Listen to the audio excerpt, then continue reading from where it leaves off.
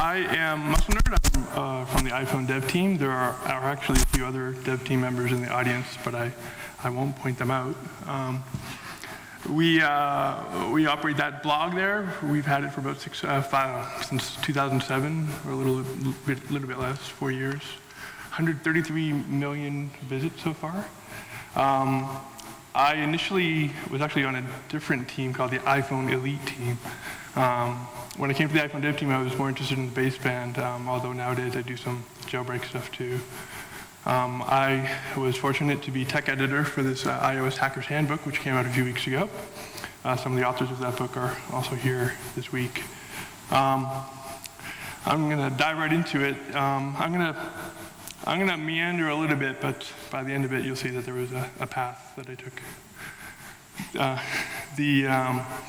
Just some real basic stuff. The baseband is obviously it's the embedded CPU that's responsible for the cellular part of your phone. You talk to it, or you typically talk to it over the low-speed UART or high-speed USB, or of course the cellular network. It's kind of tough to. It's a lot tougher to work as far as exploits development goes because it's there in front of you, but you don't have the keys and you don't have the screen, and you know what you're talking to it, but it can crash at any time, and then as soon as it crashes, you lose your USB. So it's very touchy-feely. So it's a little bit more difficult than the main CPU to work with crashes. But luckily, it does have this saving feature where when it does crash, even if you lose communication with it on its way down, it'll save the reason for the crash in the NVRAM, and you can pull that at the next reboot. The logs are not very detailed compared to the iOS side of things. You don't get symbols or anything like that. You just get a basic system stack dump in the registers. At least, well, this is the 3G crash log. They beefed it up a little with the iPhone 4. There's a lot more information on there, although ironically, a lot of this information doesn't relate to the crash. It relates to the crash handler. So it's redundant and not very useful. But there are some bits and pieces on there that you can use to help you figure out why things crashed. The baseband's kind of interesting because a large part of it actually executes in place from the flash memory space. So they don't need as much memory as they would otherwise, but I feel that there are some security reasons for keeping things running out of the flash space. Not everything runs out of the flash space, but the advantage when you run out of the flash space is you get this automatic protection. You know for sure that nobody's going to be patching your code if you're sitting in flash, because things will come crashing down. So there's no need for some of these features that are on the iOS side of things, such as ASLR and the write, execute, exclusive OR stuff. There are little bits and pieces of the flash that are writable, but that's typically for things related to tokens and small little bits of information. There is one part when the baseband first starts up, it does actually go off and pull big chunks of that code and puts them into fixed locations in RAM. And that's called scatter loading. It's a typical embedded thing to do. But you get to influence, or not me, Apple, the compiler, gets to influence, gets relocated. Maybe I read too much into things, but again, I think there are some security reasons for keeping things in flash. I've actually seen, the parser, the big AT parser, which is a humongous routine, the largest routine you've ever seen, does sit in flash. I think that's more for space reasons. But I'm going to talk in a second about a case where I've actually seen from RAM back into flash. This is a funny, so when I was preparing this talk, I started to realize there's a lot of anecdotal stuff. There's a lot of interesting things that happened in the history of unlock development. And we've always been pretty paranoid about telling these stories because, in the sense, you don't want Apple to know that you found this stuff, and you always hope that it's going to come back in some sense. But here's something that was pretty interesting during the first iPhone 2G. We found for 12 or 13 of the baseband updates that actually they were embedding in the image of the baseband. They were embedding a pretty detailed changelog of the reasons for the baseband update. And they were just human written comments, what you and I would write. And they were accompanied, they were comments because they were next to lines in the code that were used to pull that compile together, but still, they should have filtered out the comments and just left the lines of the file names in there. So we were able to glean a lot of insight into the early baseband because of the comments that they left in there. And it's pretty interesting because those comments themselves in the zipped form were actually flashed into Flash along with the rest of the baseband. It just must be some weird artifact of this clear case compile stuff that they were using. Here's an example. This is just one I picked at random. A lot of them are, it turned out a lot of them are related to things like signal fidelity and things like that, but that second one's pretty interesting because it just goes off and points you to that EEP, part of the code to look for a way to crash the baseband because, they're looking at it themselves because it's posing a problem.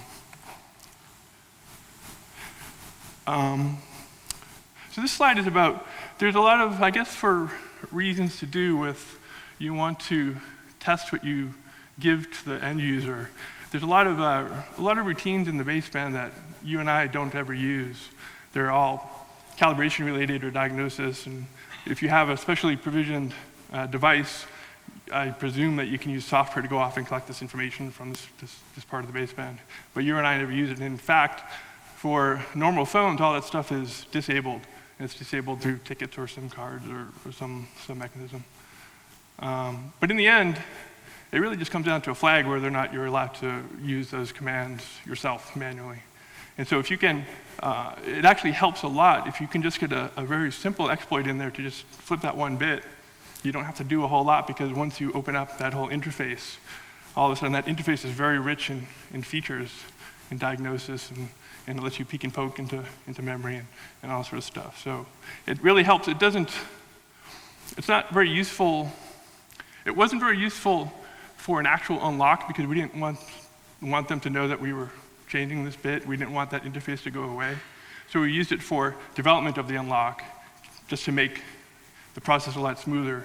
But in the end, we ended up, for every unlock that we did, we would distill a final solution from it and just leave this interface be and not let them know that we were using it for this purpose. This is one of those things, bottom part of the slide. It actually was very nice because not only was that bit allowing you to use the commands, but the command tables themselves, as opposed to being in Flash, they were tables sitting in RAM.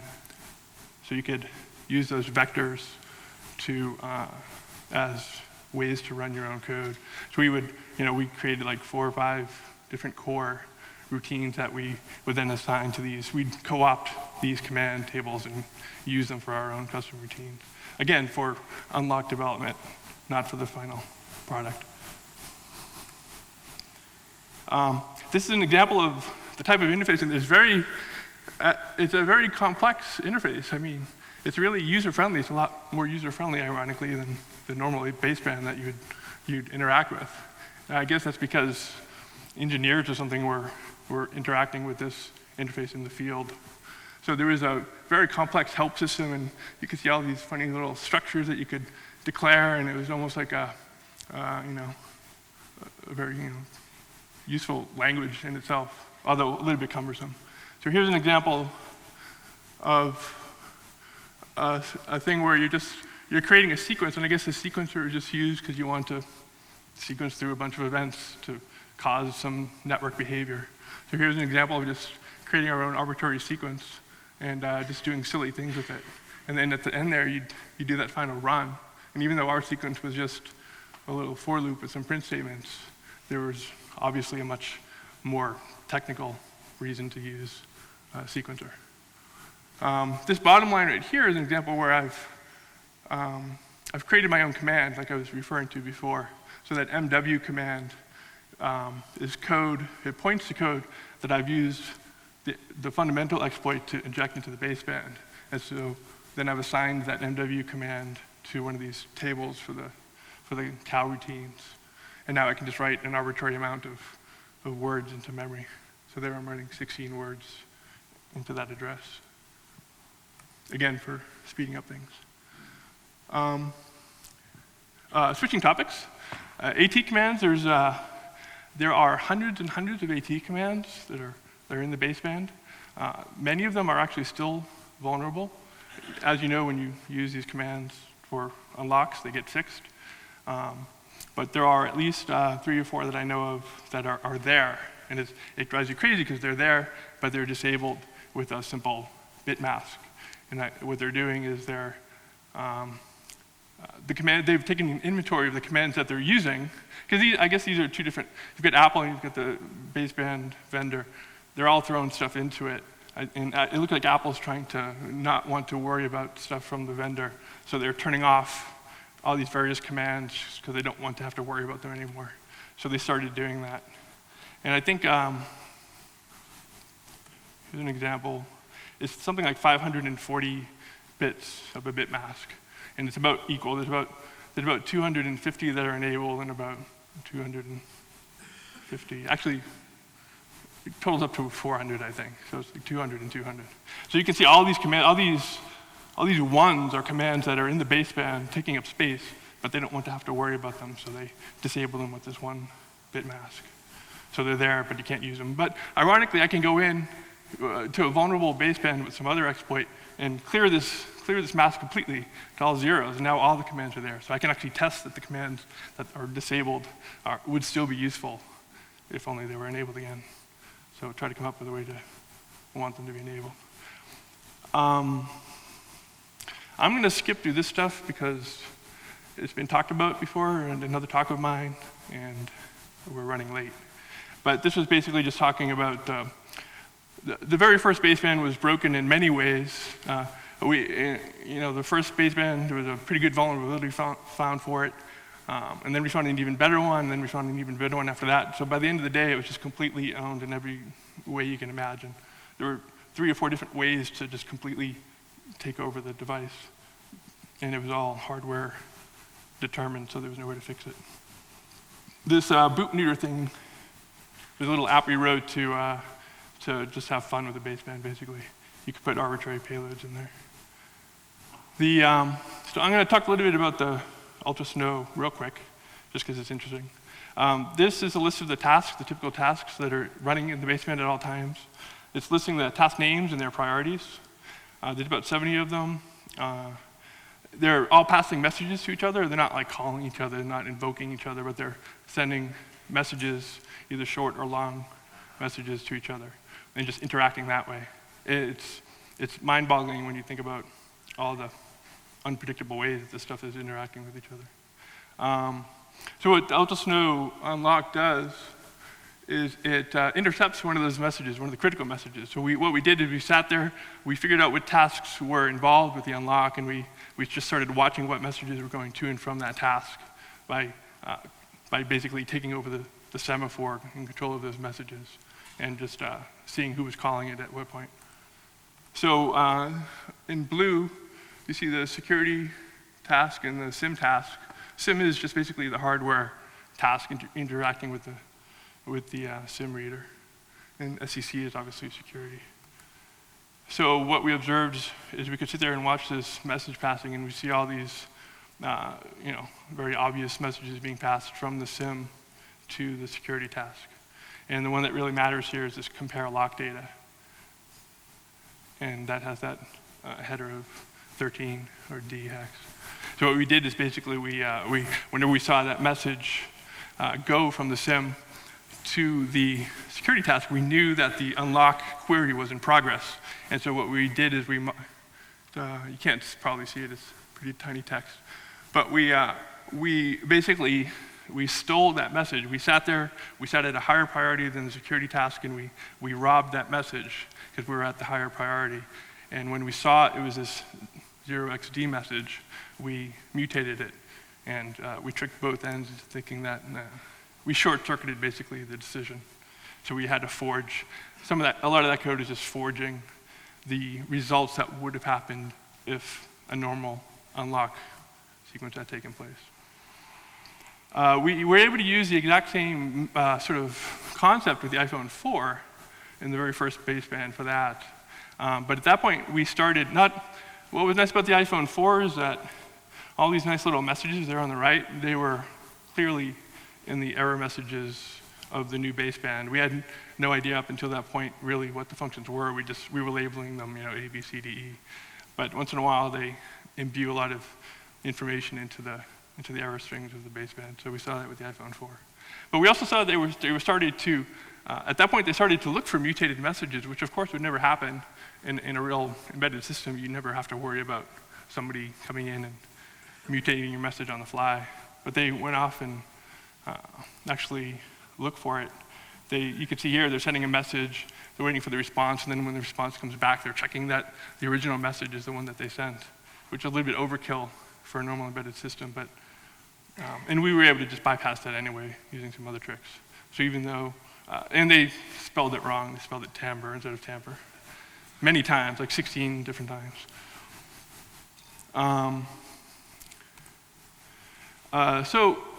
New topic, SIM interposers are sort of big lately. They've gone through phases very early on. There were SIM interposers, and when I say interposer, I mean a little hardware carrier that you stick your SIM into, and then you stick that combination into the single SIM slot of your phone. And what they can do is they can sit there because they're in between physically in the electrical path between the SIM card and the baseband. They can play tricks with the messages that are being passed there.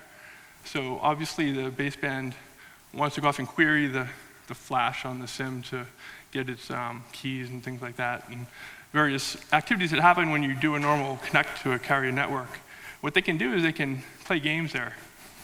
And one of the very first financially successful interposers was the Turbo SIM. And it starts around the middle of that slide. They, at that time, and for a surprisingly few number of updates to the baseband, they did not actually fix this problem. But what would happen is when the SIM was first inserted, there'd be 3 different queries to the SIM card for its IMSI. The first 2 were completely related to determining whether or not to even talk to that SIM card in the first place, which is essentially what an unlock comes down to. And then only the third one was actually used to negotiate with the tower to get onto the network. And so what the SIM interposer was able to do is fake it out. They knew what carrier that phone was meant to work with, and they just pretended to be that carrier for 2 of the 3 messages. And then when the third one was queried, they sent the real IMSI. And that was a very successful way of unlocking for a while, so they fixed it. It's a very different, a lot of times when you get a lot of harassment from people when SIM interposers come out and you don't have an update to UltraSnow, but they're dealing with a fundamentally different interface than we are. They're dealing with the SIM interface, which is not an AT query kind of thing. Well, in some respects it is, but they have a very limited set of things that they're allowed to do, obviously, with the baseband. They're not allowed to control the baseband, but they're allowed to interact with it. We, for a long time, up until 02.28 was about to be released, we were working on a SIM interposer that, instead of playing tricks with the network, we were actually causing the baseband to crash using an exploit that we could deliver through the SIM card, as opposed to through the AT interface. And we were working on it for a while, and at the end of the day, it turned out they fixed it. And we saw it, actually, here are the messages, and remember those hidden changelogs that were in the baseband? We saw, and our hearts fell when this update came out, because they were naming the exploit already, so there's something going on there, but they fixed the crash before we were able to deploy that unlock. And around that time is when we stopped getting the changelogs too. If you read the iOS Hacker's Handbook, the very last chapter is Ralph's chapter on the baseband. He's got a pretty good example of going even further, not just fooling around with the SIM card, but going off and being the network and being a malicious network and causing the baseband to crash. And then in this case, he was able to use some standard AT commands to turn on the microphone and do remote eavesdropping of somebody, all initiated through a network that you didn't know was hostile. You walked into this network and joined it, and it attacked your phone. So the next, the remainder of the talk is sort of all related to tickets. There's all sorts of tickets that are going on nowadays in the baseband, at least in Apple's baseband. The first kind of ticket is this activation ticket, which at the end of the day is interesting. So for the longest time, let me get my drink of water. All of us were scratching our heads trying to figure out how long this pin code, how long this normal unlock code was for the Apple basebands. Because we all knew that every time you had a baseband, you could always unlock it with this. If you were given the correct NIC code from the carrier, you could enter this one command, and it would go off and verify that, in fact, you knew this secret that only the carrier should know, and sure, you can go off and set this flag that says you can connect to any SIM card, and that's your unlock, your permanent unlock, which happens, when you pay your subsidy or meet your other requirements.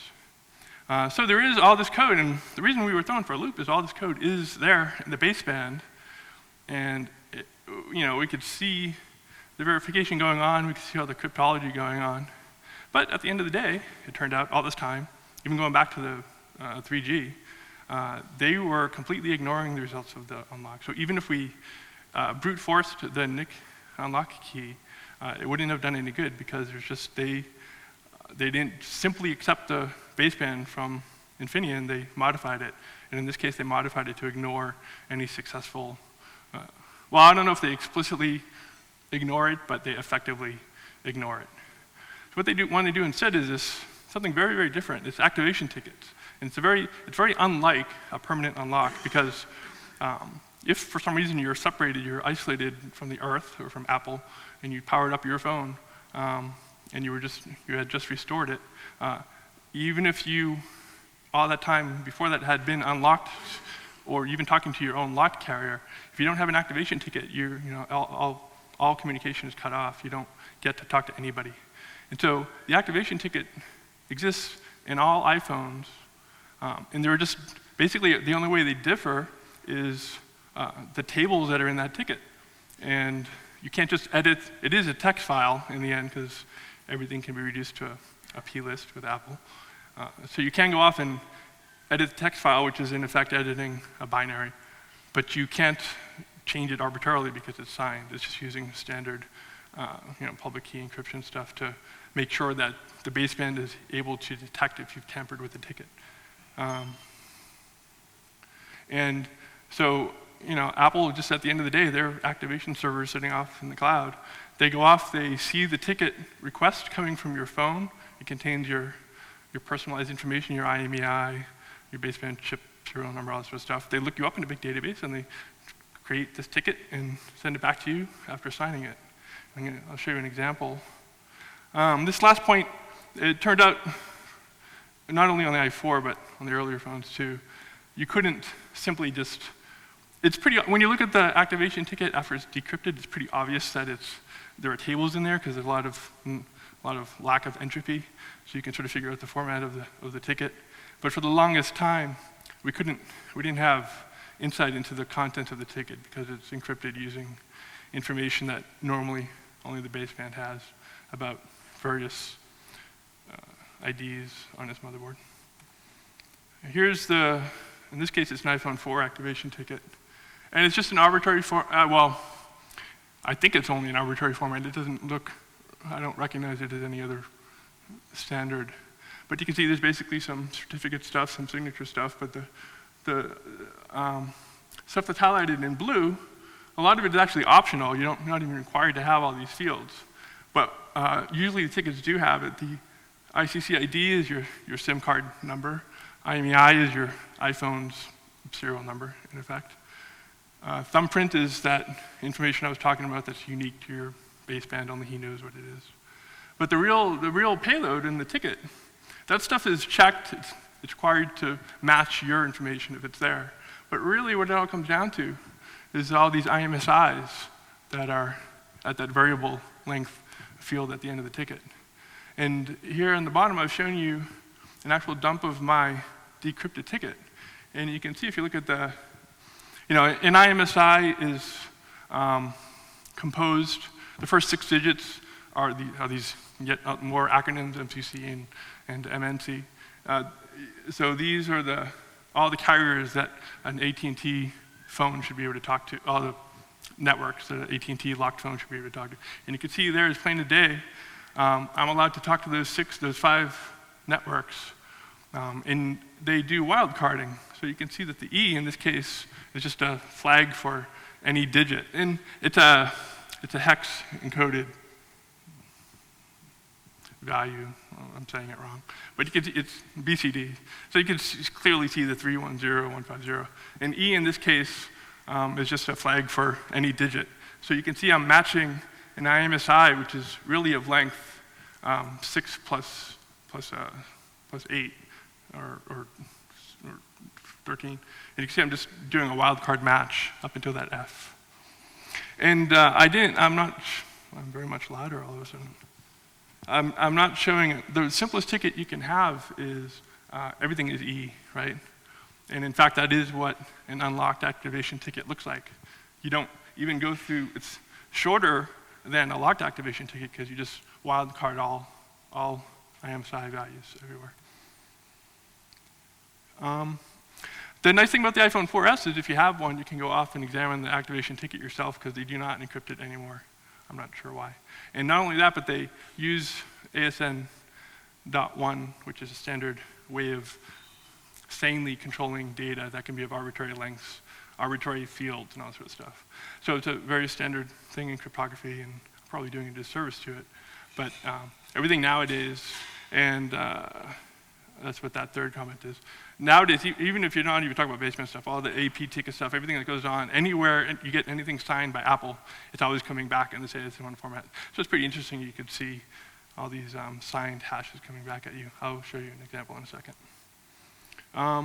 So this SAM unlock made the rounds recently, and it was using this software called SAM, which has actually been around for a long time, has to do with faking the phone into letting you even see the home screen.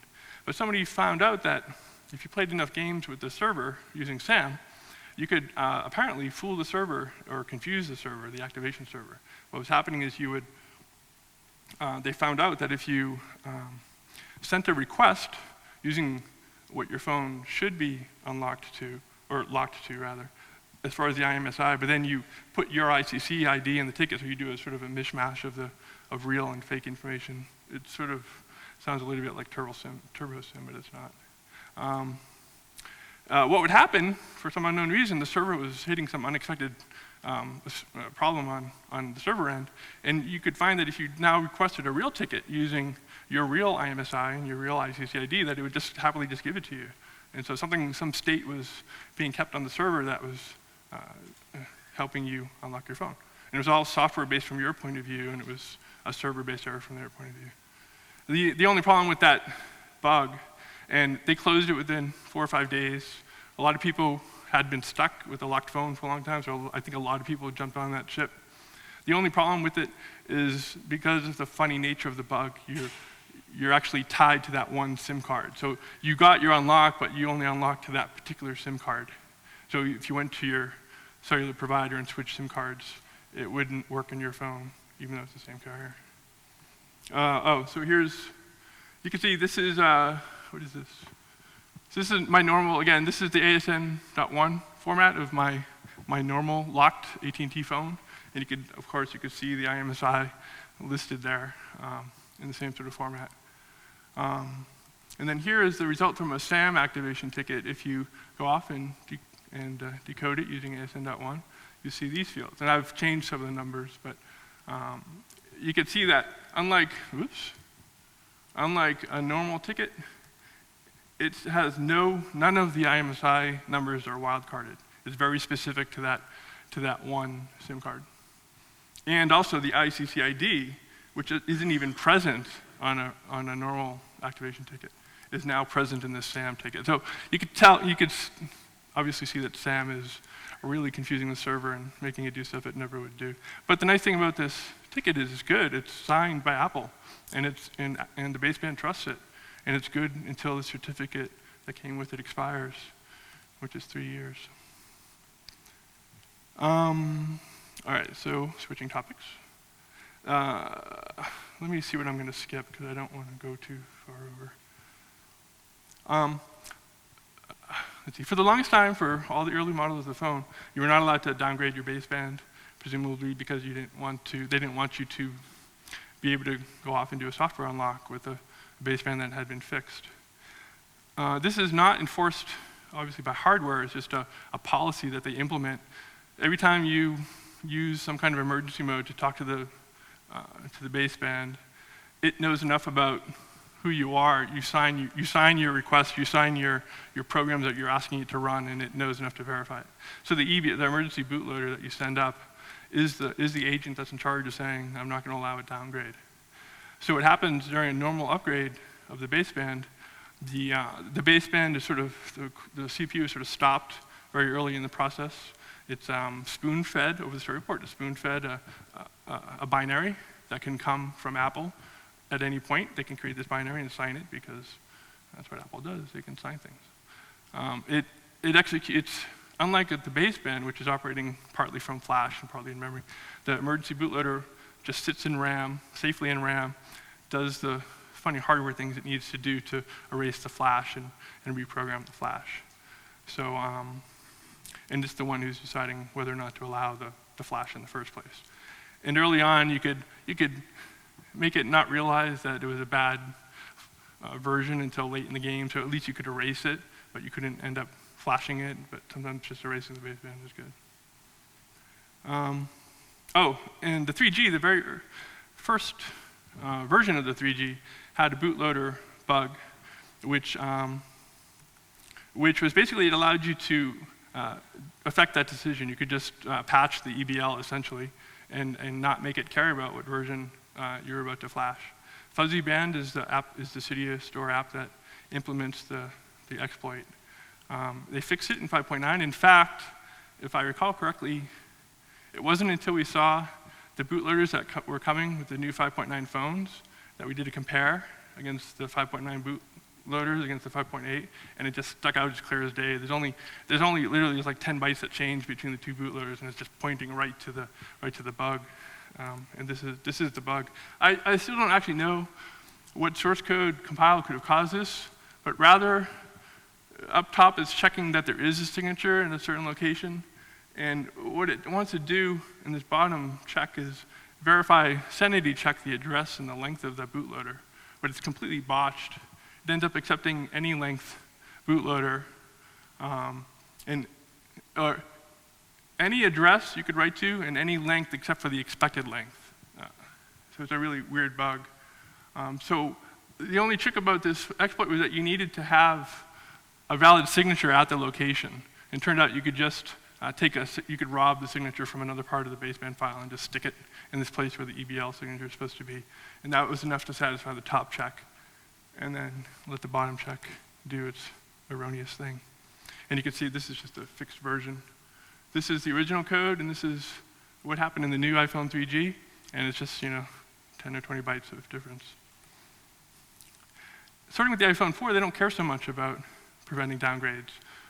They care more about personalizing your restore so that you can't replay restores. This is very similar to what happens on the AP side of things. There are BB tickets, baseband tickets that are very similar to AP tickets, the application processor tickets. I'm not going to go through this stuff because I don't have time. I don't have time, right? Oh, I am? Okay, I'll talk about it a little bit. How much time do I? 5? Oh, okay. That's not much time. With that? Okay. So the BB ticket is just basically just like the problem is that all sorts of, like I said before, there's all sorts of tickets nowadays. So the activation ticket is a very different thing from this baseband ticket. Activation ticket is what gets you to talk to your towers around you, and the baseband ticket is what allows you to flash a certain version of the baseband. But it's all using the same sort of thing nowadays. It's all, I don't have a picture of it, but it's all using an ASN.1 container that's signed by Apple, specifying what versions of things you're allowed to talk to, restore to. It's also verified in every boot. Oh, one difference between the baseband ticket and the AP ticket is that for whatever reason they don't bother. There's some randomness that's added to the request to the server that gets signed by Apple. for some reason they don't bother to check that value, the random value they put in the ticket, is matches what you originally asked for. There's one place where they do check that on the AP side, but then at that point they stop caring. Baseband is not like that. The baseband has some way of storing the original randomness that it put in the request, and it checks it every time. It verifies not only that the ticket is signed correctly and the integrity is matched, but it verifies that the field that contains the nonce matches the nonce that was used that one time during the restore. iPhone 4S is really interesting. I'm going to end on these two slides rather than go on to this other crap. iPhone 4S is really interesting from a tinkerer's point of view, because all of a sudden they don't have flash anymore. They don't have flash for the baseband. So normally, whereas all the other phones up till now, there was a certain section where the bootloader was, a certain section where the baseband was. There was a chain of activity that happened during the boot. Everyone's verifying the next stage and all that crap. It turns out with the iPhone 4S, there's no flash. And so it just wakes up from reset and sees no flash. It doesn't know what to do, so it just sits there in this sort of emergency service mode waiting for something to do. So the AP side of the phone has to, at this point, come in and spoon feed it the image that it would normally be taking from its own flash and the other earlier devices. So it's kind of interesting. It's very useful from tinkerer's point of view, because you don't have to worry anymore about, if you wanted to experiment or fuzz the bootloader or look for bugs or try some ideas out, before you always had to get through the whole flashing step, which itself is a whole bunch of issues with signing and bypassing signing. Turns out with the iPhone 4S, it's sitting there in this sort of semi-emergency mode. You can just sort of spoon feed it devices, images, and test your ideas on this baseband that's not going anywhere until you spoon feed it something.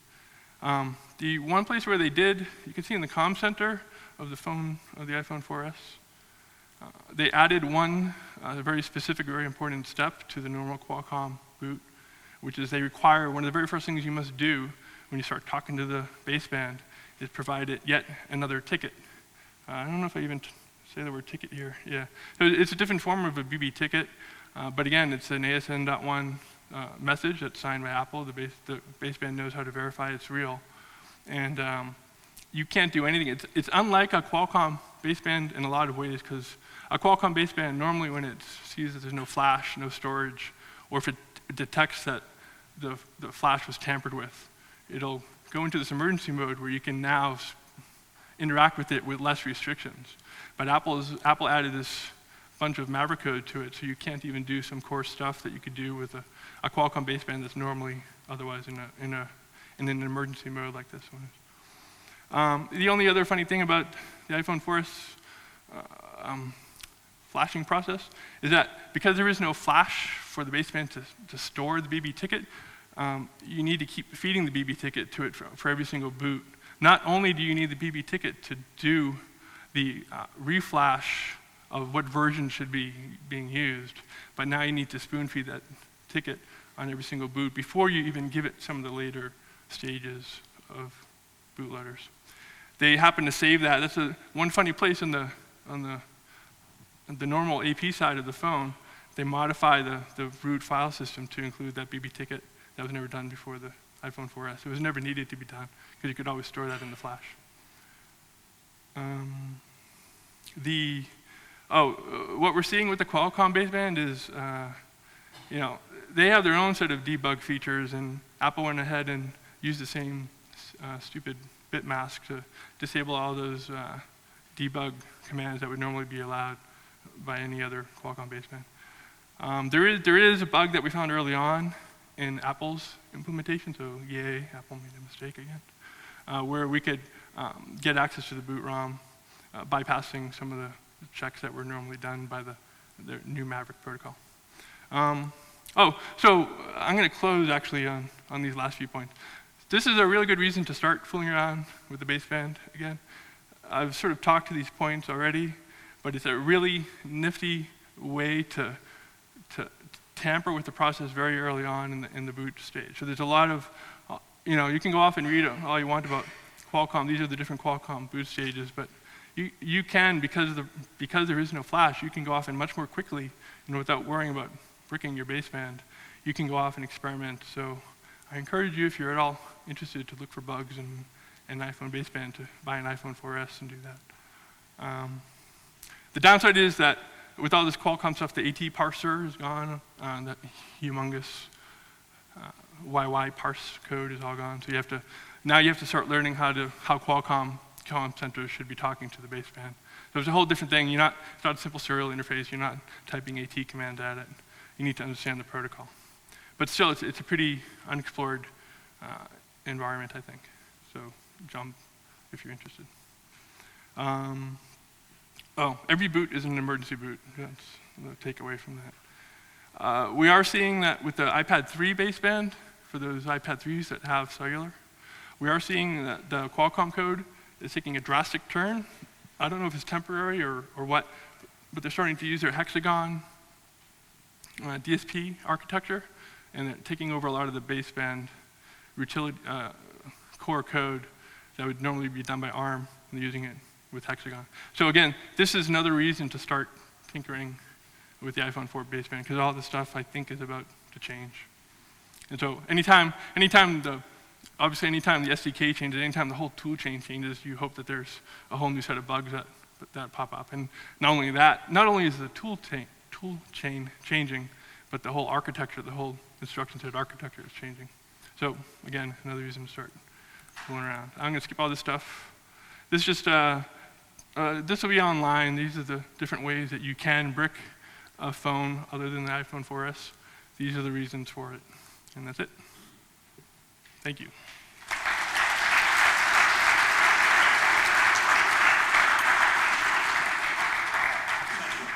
Thank you. Sure. Mike. Oh, we're going to ask questions? You can, Mike. Yeah. Oh, does anyone have questions?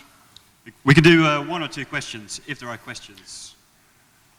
If not, I'm sure you can talk to MuscleNerd after, and we'll go continue with our next presentation. Great. Thanks a lot. Thanks. That's all right. I didn't like this last few slides anyway. I didn't like this.